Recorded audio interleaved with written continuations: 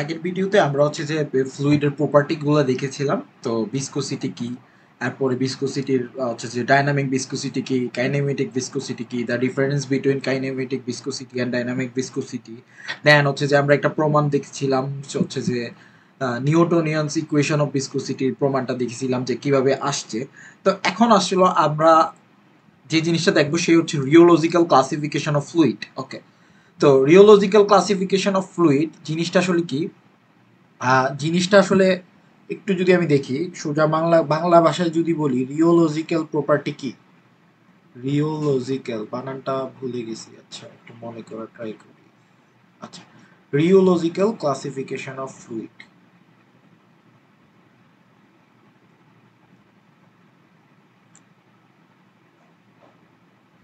Well, rheology ব্যাপারটা হচ্ছে যে এই টার্মটা শব্দ আমরা নতুন। রিওলজিকে বলা হয় আর কিছু না, স্টাডি অফ ফ্লো। আমরা আমাদের জিনিসটা কিভাবে ফ্লো হচ্ছে, study of flow of the fluid. ঠিক আছে, ফ্লো অফ ফ্লুইড বা ম্যাটার যেটাই হোক, আমরা হচ্ছে যে সেই জিনিসটাকে আমরা বলবো রিওলজি। ওকে, তো রিওলজিক্যাল ক্লাসিফিকেশনের উপরে অনেক ধরনের ভাগ আছে। তার মধ্যে আমরা আগে যে জিনিসটা দেখবো সেই জিনিসটা হচ্ছে যে আইডিয়াল ফ্লুইড কি আর রিয়াল ফ্লুইড কি। ফার্স্টে যে জিনিসটা দেখবো সেটা হচ্ছে আইডিয়াল ফ্লুইড। আইডিয়াল ফ্লুইড হচ্ছে যে a fluid in which there is no friction.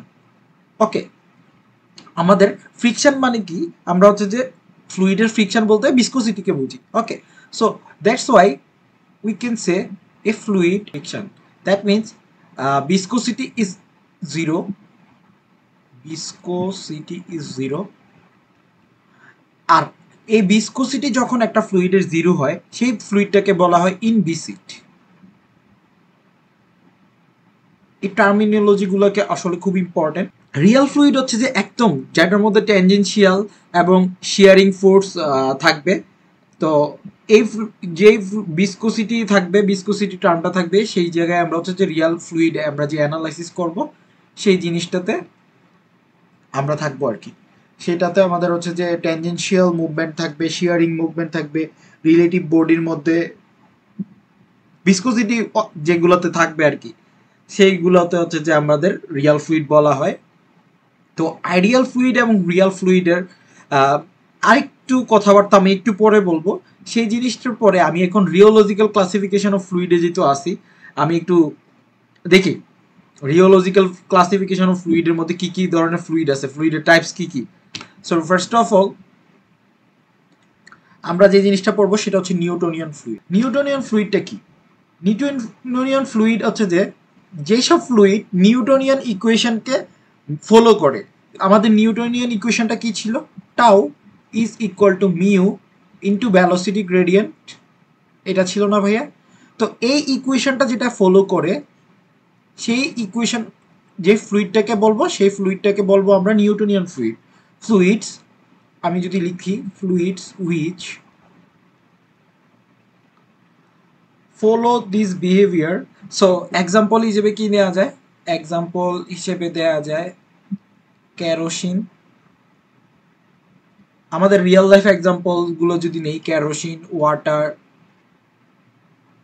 Water, ethanol, এইগুলো হচ্ছে যে আর মার্কারি, এইগুলো হচ্ছে যে আমার নিউটনিয়ান ফ্লুইড। ওকে, সো প্যারা নাই। আচ্ছা, আরেকটা কথা সেটা হচ্ছে অল গ্যাসেস আর নিউটনিয়ান ফ্লুইড, নিউটনিয়ান ফ্লুইডস, এই জিনিসটাও মনে রাখা দরকার। আচ্ছা, সো আমি এবার একটু অ্যানালাইসিস করি যে আমি যদি একটা কার্ভ আঁকি, ওয়াই অ্যাক্সিসে আমি দিলাম হচ্ছে যে টাউ। ওকে, ঠিক আছে, আর এখানে আমি দিলাম হচ্ছে যে ভ্যালোসিটি গ্রেডিয়েন্ট। দ্যাট মিনস আমি যদি নিউটনিয়ান ফ্লুইডের কার্ভ আঁকি, অবভিয়াসলি একটা স্ট্রেট লাইন পাবো।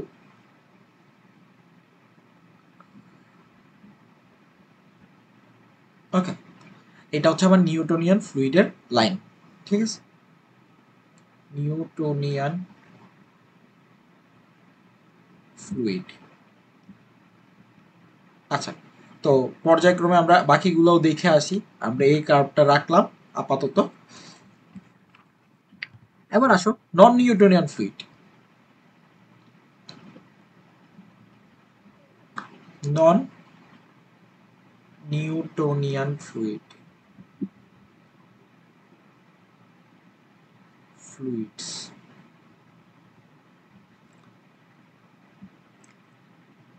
আচ্ছা, নন নিউটনিয়ান ফ্লুইডস এর মধ্যে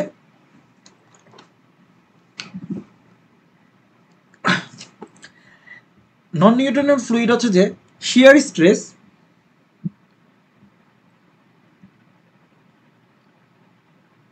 is not linearly dependent on the velocity gradient. Non Newtonian fluid linearly depend করে না। যে নিউটনিয়ান ফ্লুইডে কি ছিল, লিনিয়ারলি ডিপেন্ড করত। এখন তাদের ইকুয়েশনটা কিরকম হয়, তাদের ইকুয়েশনে আমি বেশি ডিটেলসে গেলাম না, ডি ইউ ডি ওয়াই যতটুকু দরকার আর কি, to the power n plus t y. Okay, এই যে ইকুয়েশনটা আছে ভাই, এই ইকুয়েশনটা আমার হচ্ছে যে নন নিউটনিয়ান ফ্লুইডের মধ্যে প্রযোজ্য।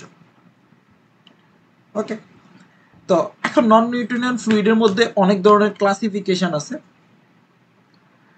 ধরো নন নিউটনিয়ান সিউডোপ্লাস্টিক ফ্লুইড, ফার্স্টে একটা ক্লাসিফিকেশন আছে, সে হচ্ছে যে নন নিউটনিয়ান সিউডোপ্লাস্টিক ফ্লুইড। আচ্ছা, নন নিউটনিয়ান সিউডোপ্লাস্টিক ফ্লুইডটা তখনই হবে যখন এন এর মান, এই যে এই ইকুয়েশনে এন এর মান আমার একের চেয়ে ছোট, অর্থাৎ tau Y is equal to 0।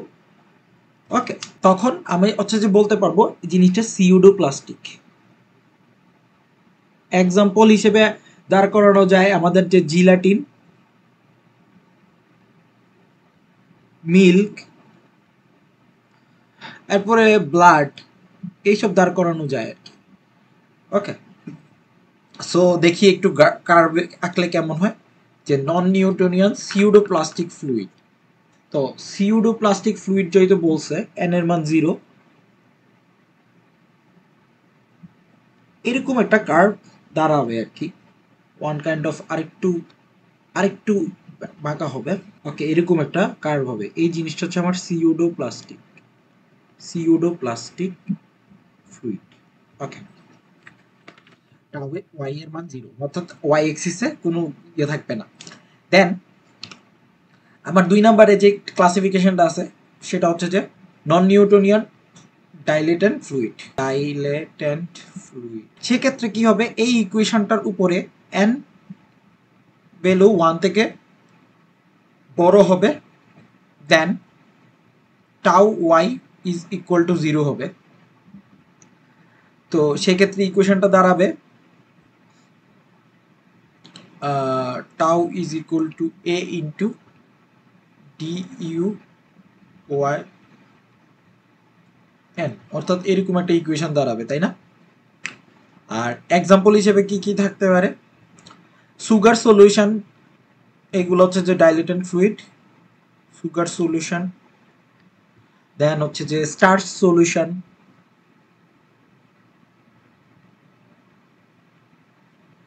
তারপরে হাইলি কনসেন্ট্রেটেড সাসপেনশন, যেগুলোকে আমরা হচ্ছে যে বলি highly concentrated suspension.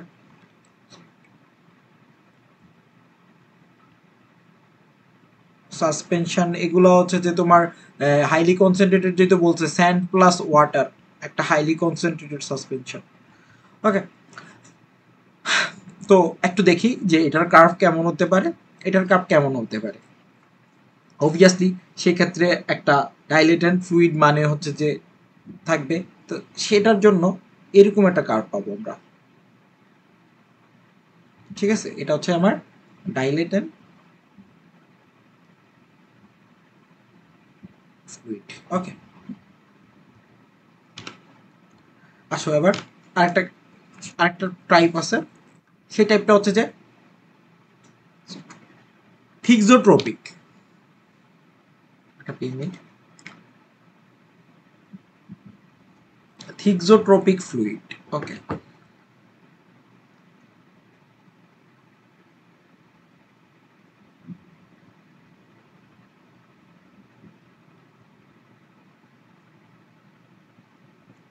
Thixotropic fluid কোনগুলোকে বলে আগে একটু দেখি। লিপস্টিক,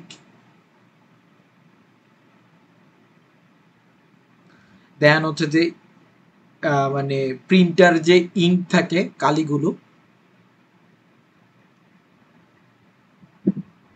ওইগুলো হচ্ছে যে আমার থিকজোট্রপিক।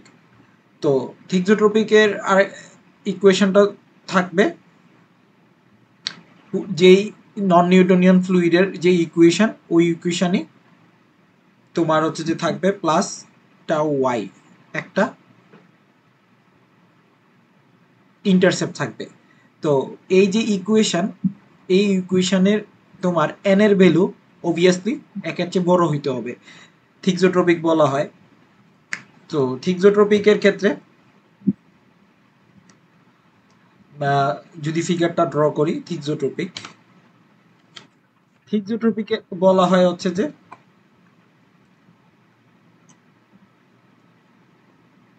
একটা সার্টেন ভ্যালু হচ্ছে যে তোমার, ধরো এটা হচ্ছে টাউ ওয়াই, এই ভ্যালু থেকে সিউডো প্লাস্টিকের মতো এরকম একটা লাইন যাবে, এটা হচ্ছে আমার থিকজোট্রপিক। আর আরেকটা ক্লাসিফিকেশন আছে, সেটা হচ্ছে যে আমার বিংহাম প্লাস্টিক।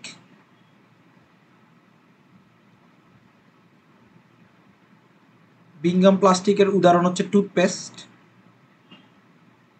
এটা আর কিছু না, জাস্ট হচ্ছে linear, but non but obviously একটা ইন্টারসেপ্ট থাকবে আর কি। আমি আর সেটা দেখাইলাম না, এটা হচ্ছে আমার বিংহাম প্লাস্টিক।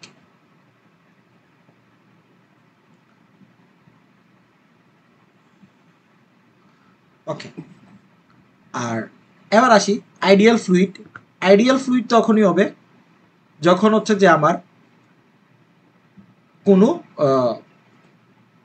শিয়ার স্ট্রেস থাকবে না, দ্যাট মিনস আমার শিয়ার স্ট্রেস জিরো, অর্থাৎ এই যে লাইন, এই লাইন বরাবর হচ্ছে, এই লাইনটা হচ্ছে আমার আইডিয়াল ফ্লুইডের লাইন, এক্স এক্সিস বরাবর লাইন, এটাই হচ্ছে আমার আইডিয়াল ফ্লুইড।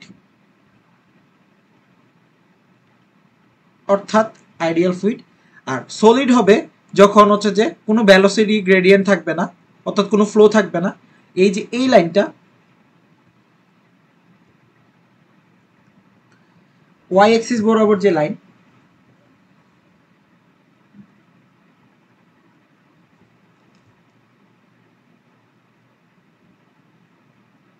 এই যে এই লাইনটা, এটা হচ্ছে আমার সলিড লাইন। ওকে, তো এই রেজিয়নটা কোনো ভ্যালোসিটি গ্রেডিয়েন্টটা থাকবে না। তো আশা করি রিওলজিক্যাল প্রপার্টি বুঝতে পারছো। রিওলজিক্যাল প্রপার্টি এর চেয়ে বেশি কঠিন কিছু না, জাস্ট এই জিনিসগুলোই আছে আর কি। তো আমরা রিওলজিক্যাল প্রপার্টি পড়ছি, এখন আমরা যে জিনিসটা দেখবো সেই জিনিসটা হচ্ছে কম্প্রেসিবিলিটি।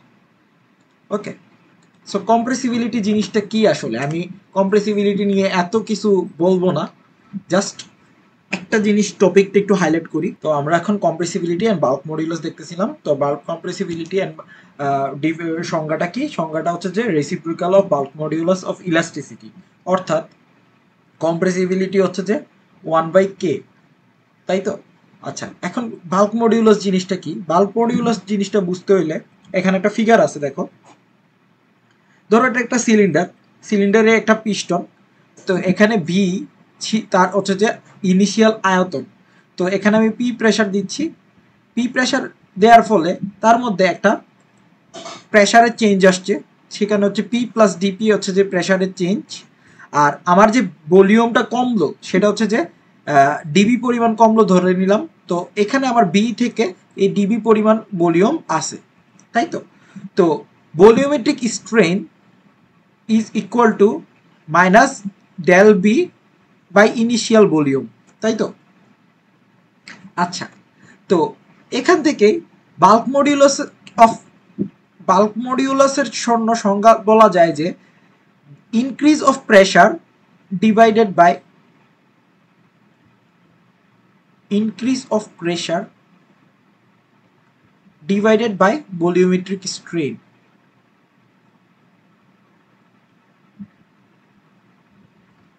ওকে, তো ইনক্রিজ অফ প্রেশারটা কি, পি ছিল বাড়ছে ভাইরা হয়েছে পি প্লাস ডিপি, তাহলে কতটুকু চেঞ্জ হয়েছে ডিপি, আর ভলিউমেট্রিক স্ট্রেন তো কি minus DV by V. Okay, তো এই জিনিসটাই DP by DV into V, এটাই হচ্ছে আমার বাল্ক মডিউলাস কে। তাহলে কে ইজ ইকুয়াল টু কি লেখা যায়, DP divided by V into V. আচ্ছা, অর্থাৎ compressibility is equal to 1/k। তো for in terms of fluid আমরা যদি দেখি দুইটা টার্ম আসবে, ইনকম্প্রেসিবল ফ্লুইড তখনই বলবো আমরা জিনিসটা, ইনকম্প্রেসিবল ফ্লুইড তখনই বলবো যখন তার ডেনসিটি কনস্ট্যান্ট থাকবে, কনস্ট্যান্ট ডেনসিটি থাকবে। ওকে, আর কম্প্রেসিবল ফ্লুইড তখনই বলবো যখন ভেরিয়েবল ডেনসিটি হবে। আশা করি বুঝাই গেছে। তো মানে ফ্লুইডের ক্ষেত্রে তো আমাদের ইনকম্প্রেসিবল ফ্লুইড আসলে পাওয়া খুবই টাফ, কারণ রিয়াল লাইফে আসলে ডেনসিটি চেঞ্জ হয় না এমন ফ্লুইড পাওয়া খুবই টাফ। তো আমরা আসলে যখনই সূত্রগুলো প্রমাণ করি বা কোনো কিছু করি, তো আমরা এজিউম করে নিই যে জিনিসটা হচ্ছে ইনকম্প্রেসিবল আর কি। সো দ্যাটস ইট, এটা আমার ভিডিও 3rd নাম্বার ভিডিও ছিল যেখানে আমরা কম্প্রেসিবিলিটি অ্যান্ড রিওলজিক্যাল প্রপার্টি নিয়ে আলোচনা করছি।